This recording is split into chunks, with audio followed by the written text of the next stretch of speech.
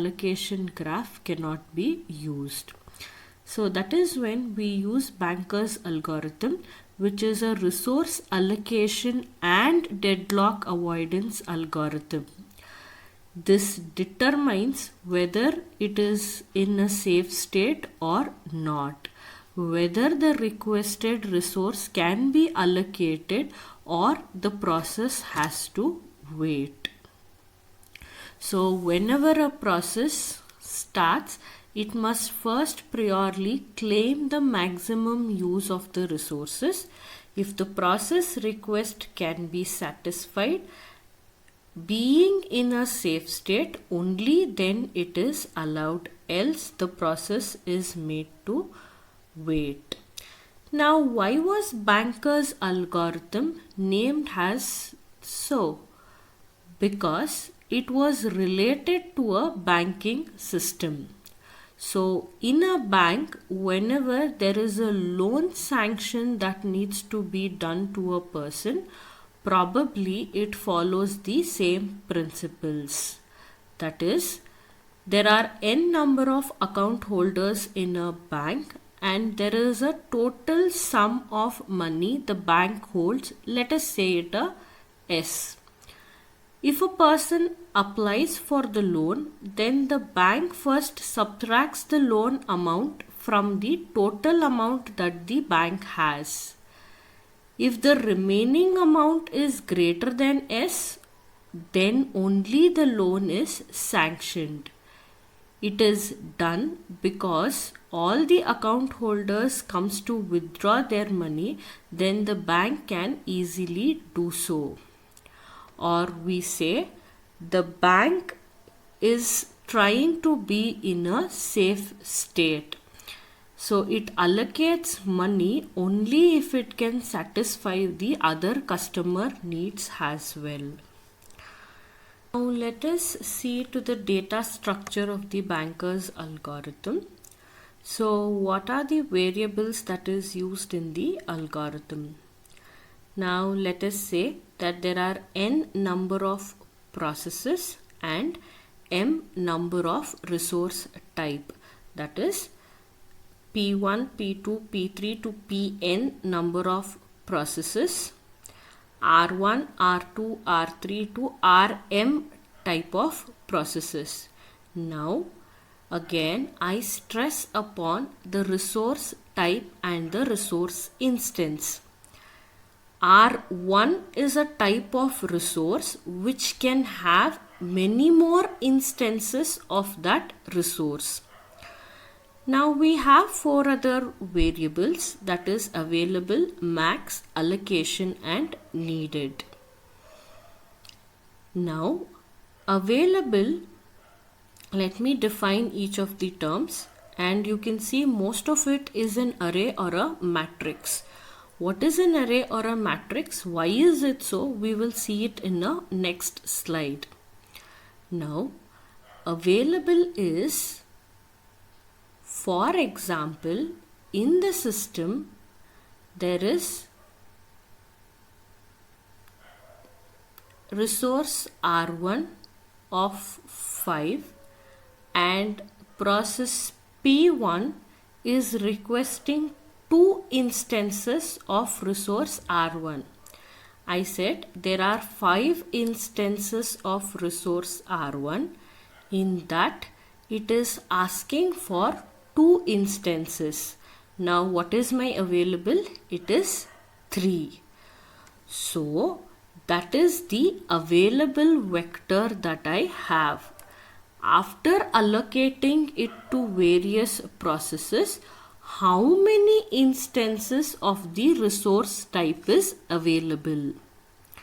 Now, the next one we have is the max. What does the max mean? Now, we said that for the deadlock avoidance algorithm, the algorithm have to claim priorly the maximum number of resources that it needs with its instance. Why is it a matrix? For example, I have process P1 that needs 3 resource types of instance 2, 1, 2. That is, process P1 needs 2 instances of resource 1, 1 instance of resource 2, 2 instance of resource 3. So that is the maximum requirement the process have to complete its execution. Now, what is the allocation matrix? Among the maximum required, how many resources is currently allocated to that process gives us the allocation matrix. That in the resource ABC, how many instances of that is currently allocated. Need matrix, it is obvious. It is max minus the allocation. There is a requirement a process has. There is a current allocation that is made. How many more is needed is what we will derive by max minus the allocation. Now let us just see a numerical example so that you get a better idea of the matrix and the vector that I am talking about. So this is it. Now I say the actual number of instances the system has is, there are 10 instances of resource type A and there are 5 instances of resource type B and there are 7 instances of resource type C. That is, in the system,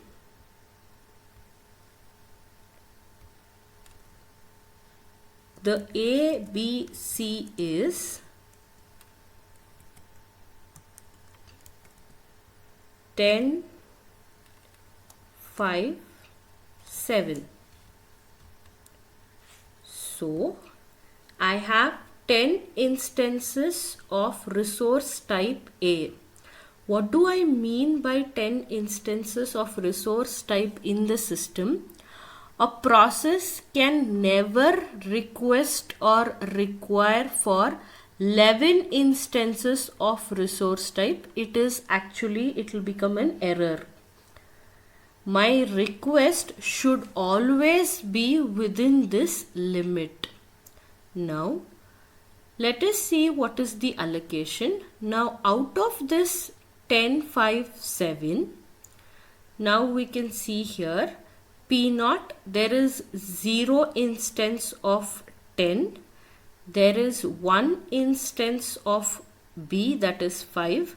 There is 0 instance of 7 again. Now, let me just sum this up. So, it is 5, 7, 2, 5. So, among the system, that is the resources in the system is 10, 5 and 7. Out of 10, 5 and 7, there are 7 instances of resource A that is allocated among the process P0 to P4. Among 5 instances of resource B, there are 2 instances that is allocated already. Among 7 instances of resource type C, there are, I'm sorry, this had to be a 5. I just miswrote it. Let me just erase it.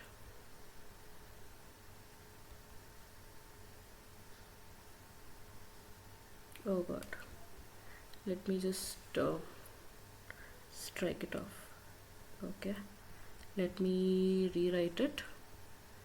It is 7 to 5. So let me continue. Among 7 instances of resource type C, there are 5 instances that is allocated. Now, how many are available? Out of 10, 7 are allocated. So, resource type A, 3 is available.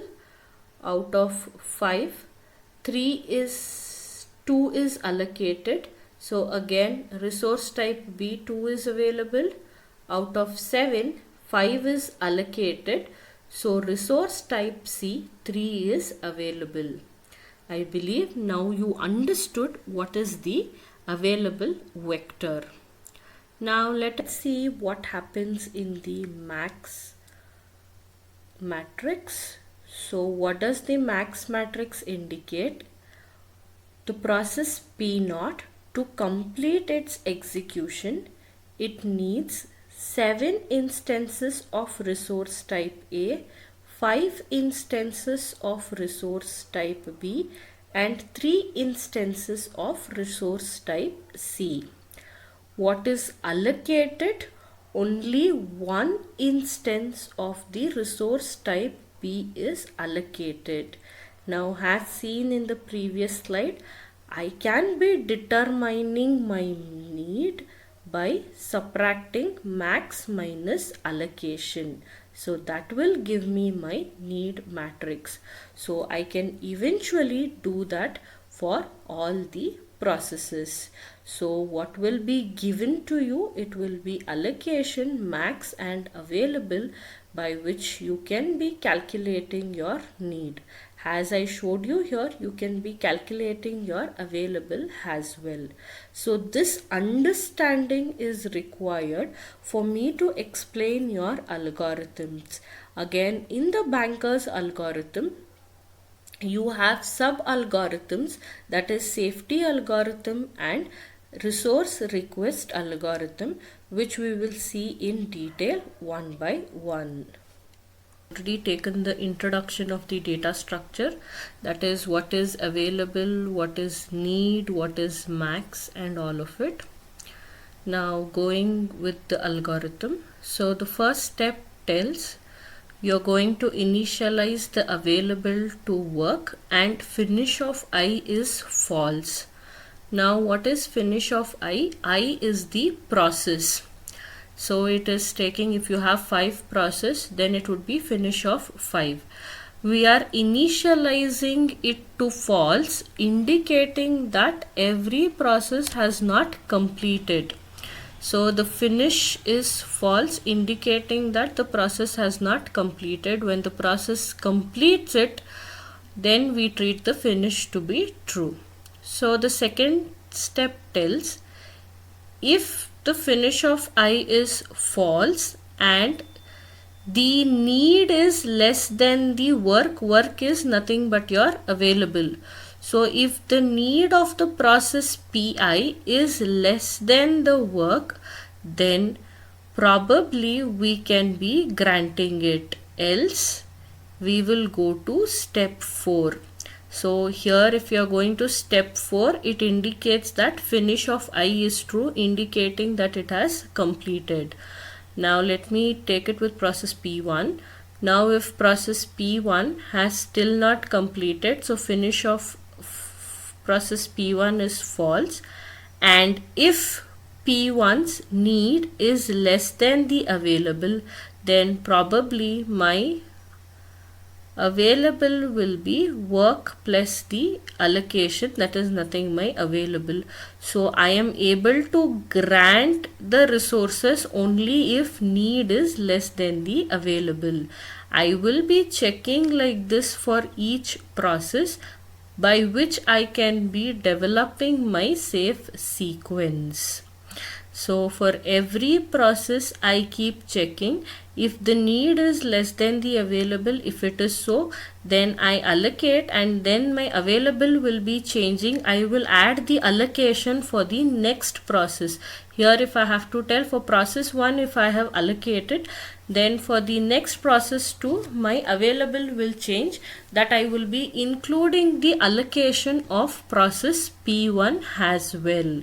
So like that, For every process that is there in the system, we check and we develop a safe sequence and then tell the system is in a safe state.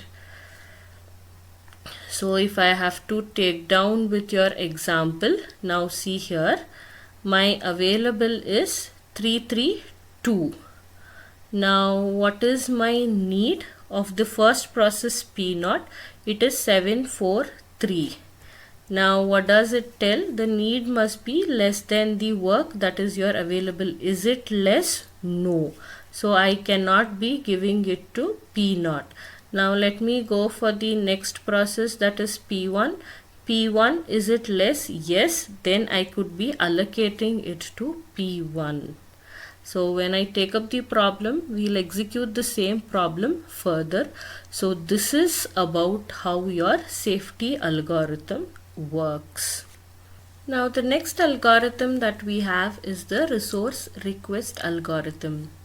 Now in a system, if there is a process that is requesting for a new resource, can that be granted? If that is granted, is that living in a safe state or not? Again, we will have to recheck with the safety algorithm. Now, what is a resource request? If I say process P1 is requesting for a new resource of type A, it is, let me say, it is requesting for 2 instances of the resource type A. The same thing is mentioned here. If a process Pi is requesting for a resource type J and k instances of that resource type J. Now what is the first step? We check if the request is less than the need. If so, we go to step 2. Now what if the request is greater than the need? Then probably the process is exceeding the maximum claim. Now what do I mean by the maximum claim? When we started with the deadlock avoidance algorithm, we started with a thumb rule. So what was the thumb rule? The process has to claim the resource prior its execution. So the process has to claim what are the resources and the number of resources it needs before it starts its execution. So if the new request is greater than the need, probably it has exceeded the maximum claim, which is an error. Now, if it is less than the need, the next thing that we do is we check if it is less than the available also. If it is greater than the available, probably at that instance of time the resource is not available and the process have to wait for the resources to be available. Now if the request is less than the available as well, then probably we assume that it is allocated. Now if it is allocated, is it leaving the system in a safe state? To do the same, we check by modifying these vectors. Now if the request is being allocated, now the available is available minus the request. Now whatever request is made, it is allocated, so I am deducting that request from the available. And also the allocation is where we are adding the request, assuming that we have allocated. Now the allocation becomes allocation plus the request, and again the need matrix is also changed. Now the need becomes need minus the request. So we make an assumption that if the request is satisfied, is it leaving the system in the safe state? If it is leaving the system in the safe state, how do we do that? We again check back by running the safety algorithm. If it is leaving the system in the safe state, then the request shall be immediately granted. If it is not leaving the system in the safe state, we restore it to the previous state, or we roll back to the previous state. Now let us take an example for the same to see how your safety algorithm and resource request algorithm is working. Probably we had the glimpse of this problem previously when I had to explain about the data structure. So by the previous class you have already had a clarity of what is allocation matrix, what is max, and what is the available. Here there are 5 processes P0 to P4, and I have 3 resource type A, B and C. So the resource type A has 10 instances, B of 5 instances and C of 7 instances. So if this is your given, and probably we will have to calculate the need matrix. And how do we calculate the need matrix? The need matrix is max minus the allocation. So this is your need matrix. With this need matrix, we say this is the safe sequence. But how did the safe sequence come? Let us run the safety algorithm. So considering your safety algorithm, the first step, it tells we have m number of resources, that is 3 resources, and n number of processes, that is 5 processes. I am initializing my available to work.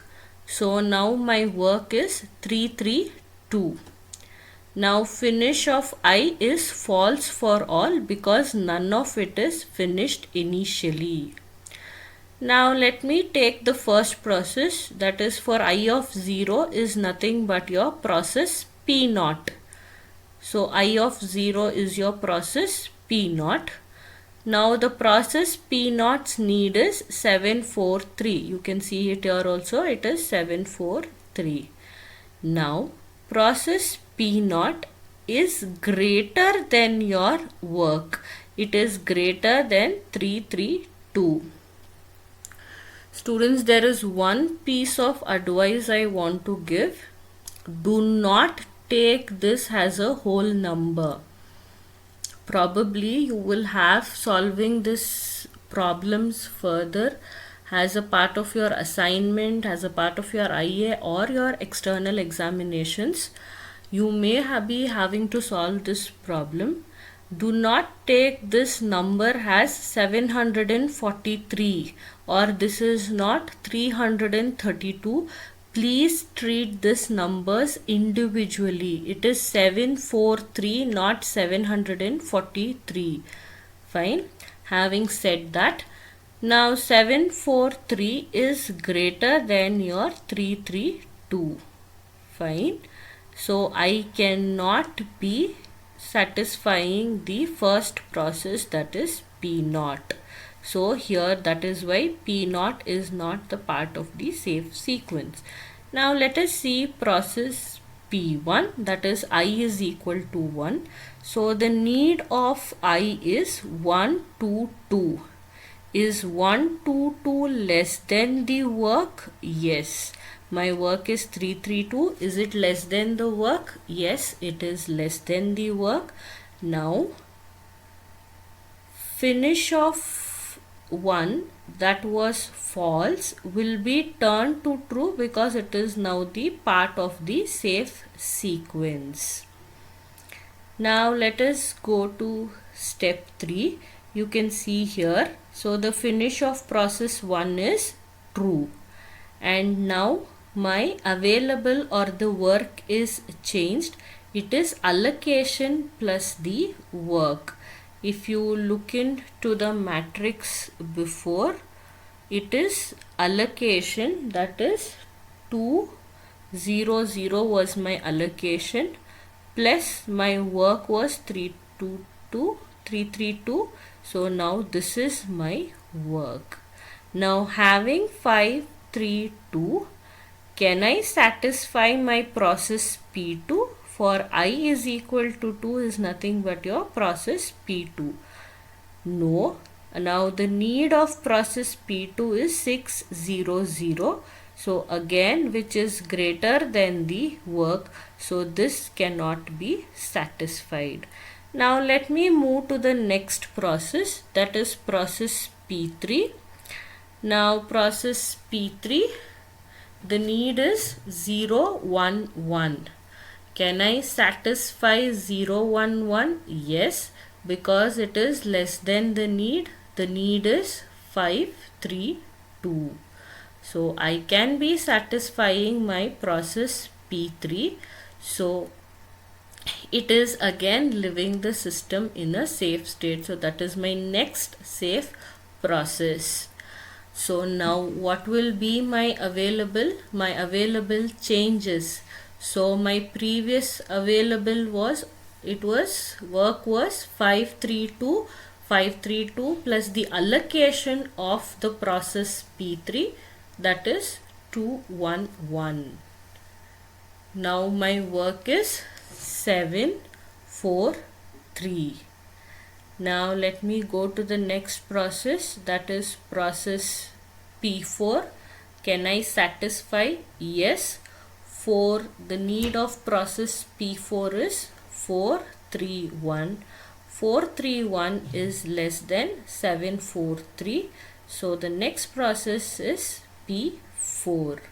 So after P4 completes, P4 is now true and the allocation of P4 is added to the work.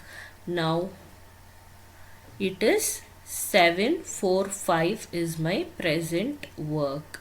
Now after this, can I go back from the first. So we are left out with process P0 and process P2. So again I go back to the first process, that is process P0. Now can I satisfy process P0? Yes, I can be doing it. Now the need of process P0 is 743 and now my available or work is 745. So I can be satisfying P0 and after that my work or available becomes 755. Now you can see here all the processes are true except P2. The next I will check is, can I be satisfying P2 now? Yes, I can be doing so because the need of P2 is less than the available or work. I can be doing it. So now the allocation is 10, 5, 7, where I have, it is the actual number of instances that we started with. Now we can see all the finish is now true. Hence, following this sequence leaves us in the safe state. You may get a problem giving this system derive the safe state. So this is the safe state. Process P1 followed by P3 and then P4, then P2 and then P1. If the execution happens in this particular sequence, this will leave the system in the safe state. Therefore, it is also a deadlock free state. We have seen the example of your safety algorithm. We have seen how the algorithm works and how do we come up with a safe sequence. Now let us see to the resource request algorithm. Now let us say, for example, process P1 is requesting for a new resource 102. Now how does the request algorithm work? Now if the request of process P1 is 102, the first step we check if it is less than the need. So what was the earlier need that we had of process P1? That is 122. So the request is definitely less than the need.